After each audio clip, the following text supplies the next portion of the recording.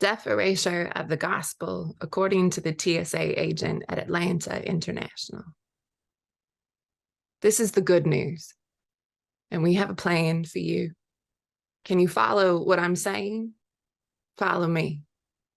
Bless you. There's no need to. Doesn't this happen to you all the time? I said, step in here. Why would you copy that? I'm here with now. Like I was saying before, I'm not here to preach. You are what you are. Even Jesus wasn't believed, and it's not like he could put some marker on his driver's license. Have you had my cousin had but the other way. Spread a little farther down the line, and I would have been Paul or back from his lunch break. That's the power of right there. Somebody's looking out for you today. Next time you might not copy that. I'm going to place my fingers here, and then they need the room. Okay, that's enough. I need to go and tell them what I've seen. This poem came out of lived experience in a way that not very many of my poems originate. I don't mean to say that my work doesn't have much to do with my life. Indeed, it does. But I think it was the first time that I gave myself just all the permission to incorporate particular experiences of moving through the world as a gendered body, as a disabled body, as a deaf body, and trying to narrate in some legible way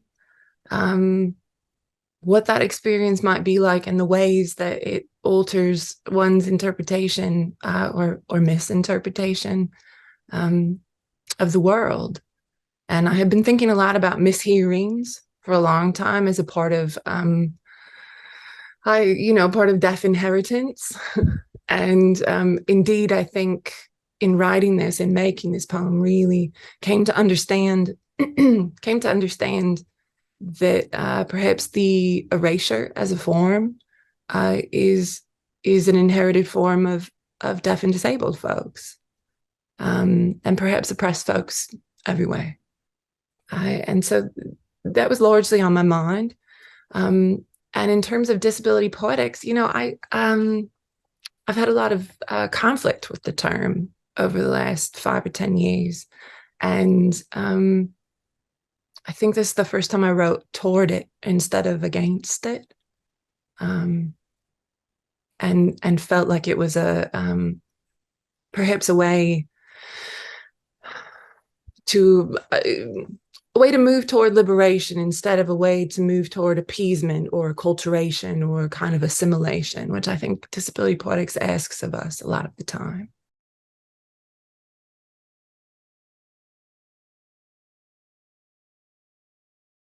Two things come to mind immediately. One is that, I'm talking a lot with my students right now about complicity and about consent, what it is as poets we are after.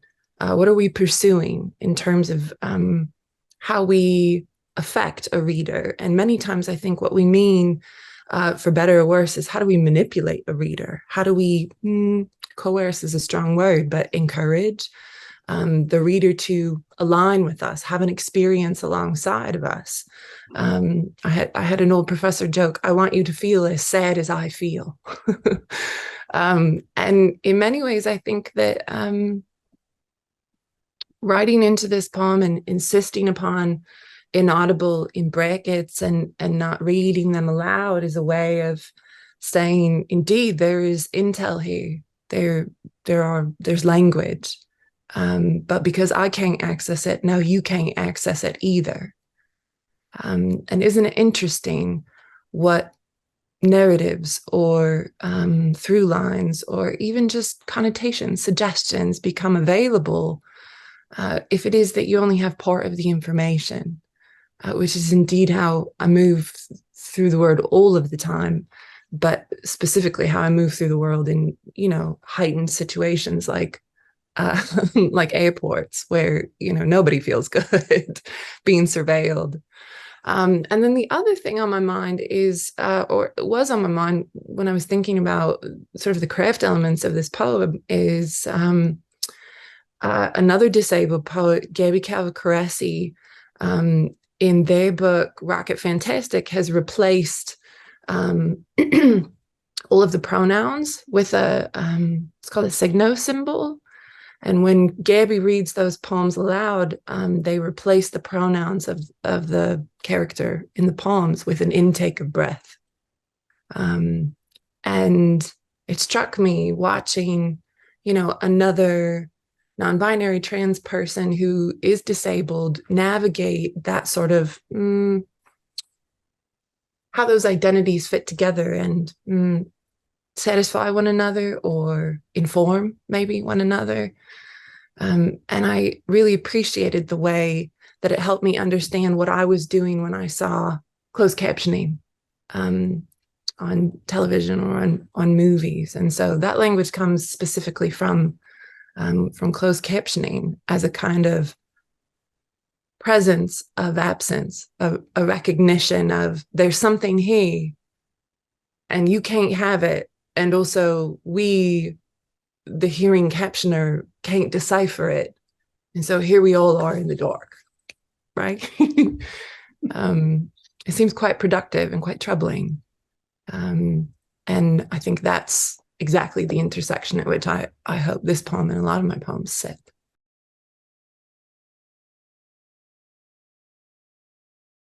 The queering of religion comes quite naturally in my work and has for a long time, insofar as so much of the conflict of my life is underpinned by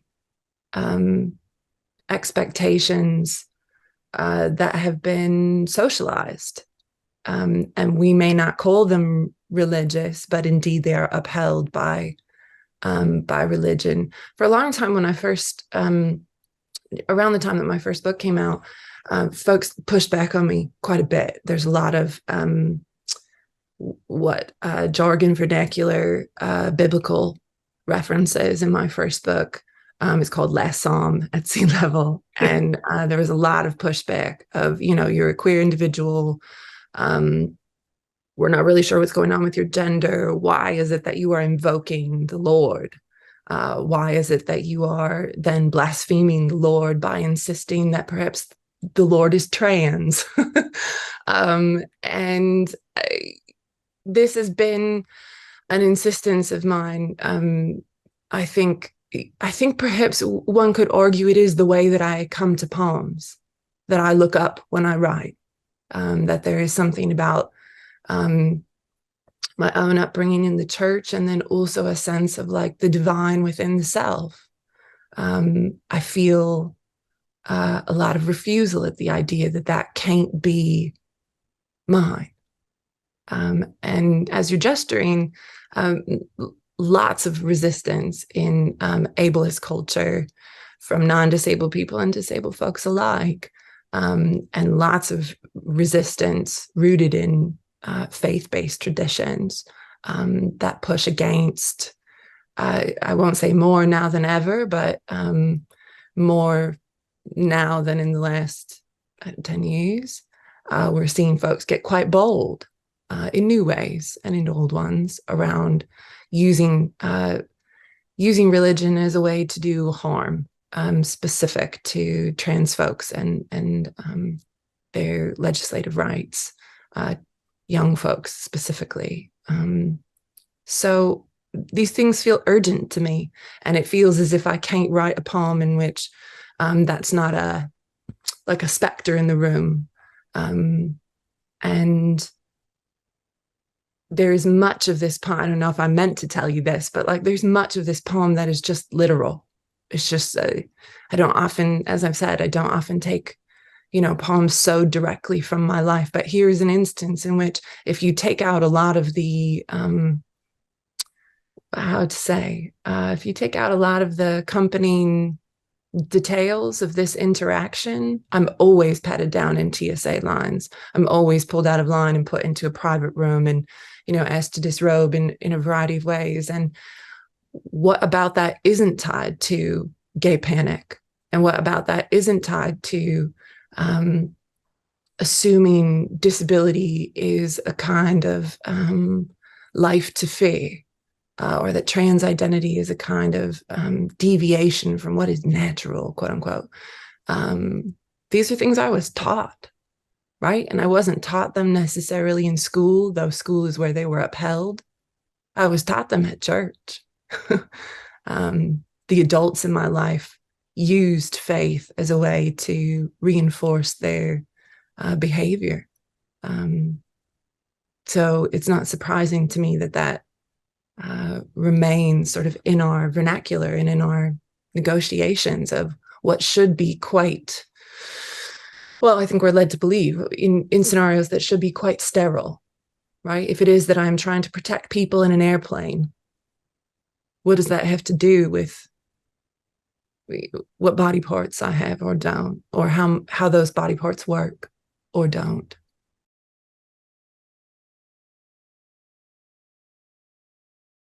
We have deaf poetics that occurs in ASL. We have deaf poetics of deaf poets writing in English. Sometimes those things sort of mingle. And then more and more we see deaf poets writing ASL glasses in English print journals or online. So it's an exciting time, I think, for deaf poetics. And indeed, in generations past, I think that we would have seen a lot more evidence of a kind of resistance to being aligned with disability poetics. There's a long history of my personal take on it, a long history of deaf communities resisting inclusion in disabled identity as a way to reassert themselves as a cultural and linguistic minority, and therefore have access and rights that perhaps were not compulsory for the larger disabled community. I think that kind of intra-community ableism has dissipated in incredible amounts just over the last generation.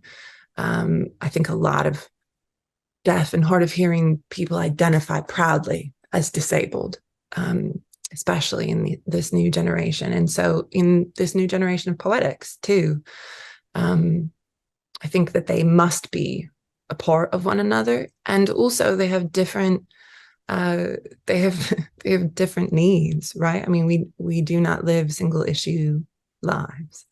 And indeed, deaf folks, especially in poetics, have different things to account for and navigate that some other, hearing disabled folks don't have to navigate, which is the case for any intersectional understanding of disability, deaf or not.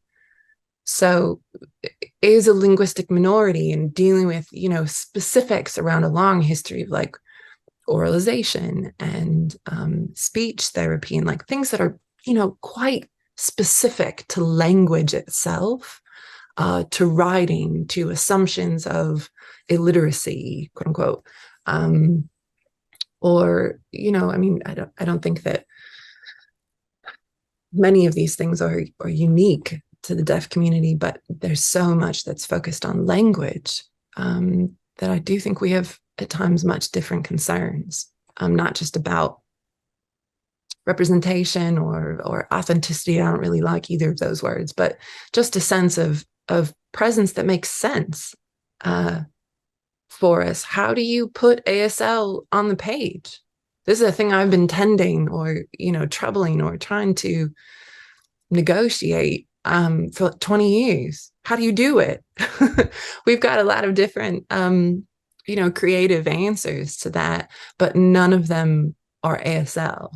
And contemporary publishing doesn't understand ASL to be, well, it doesn't understand ASL to be a lot of things, but there aren't ways consistent, understood ways to include ASL in the current larger American poetic landscape in the ways that there should be. So when I think about disability poetics, a lot of my grumpiness comes from sort of our limited understanding, our limited imagination, actually, about what it should include, what it does include, and how far short we are falling. We're missing out on so much because we are so committed to and married to the page. And again, I don't think that's limited just to deaf folks or deaf disabled folks or deaf blind folks. It's yeah, I think of Larry Eigner, right? There are so many disabled poets that approach the page and think, well, how am I going to manage this? Right? Like, this doesn't make any sense. And we find ways to move around it, but I wish instead that we would just reject the premise of the question. Right? I wish that we could sort of like take the page down a few notches and pursue something else that allowed for a little more embodiment.